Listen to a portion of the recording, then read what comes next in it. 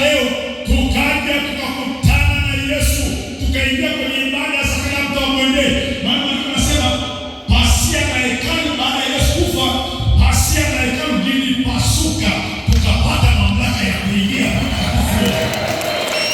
Maana mwanzoni aliyekuwa na mamlaka ya kuingia patakatifu hapa, kulikuwa na patakatifu na patakatifu baba. Yaani kuna mahali nakuja, kuna sehemu inaitwa sehemu ya behewa, sehemu barazani pale, na watu walikuwa wanaabudia hapo. Lakini kuhani ndiye alikuwa anaingia mahali panaitwa patakatifu baba. Tena huyo kuhani alikuwa anafungwa kengele mguuni na kamba, alafu anaingia patakatifu. Akifika pale, kama ni mwenyeji anafia hapo. Sasa kwa sababu uruhusiwi kupita pale patakatifu, lazima mvute mtoe.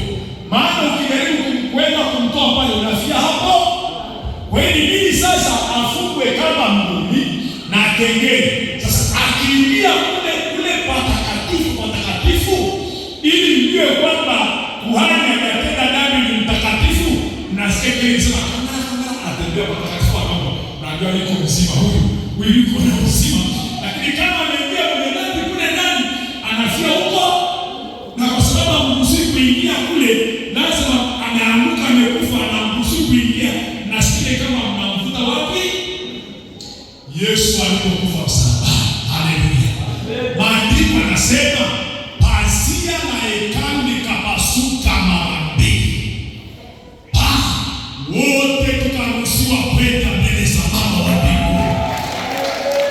Sio kuhani tena, wote tukaruhusiwa kwenda. Na ndio maana leo kila mmoja ana uwezo wa kwenda mbele za Baba.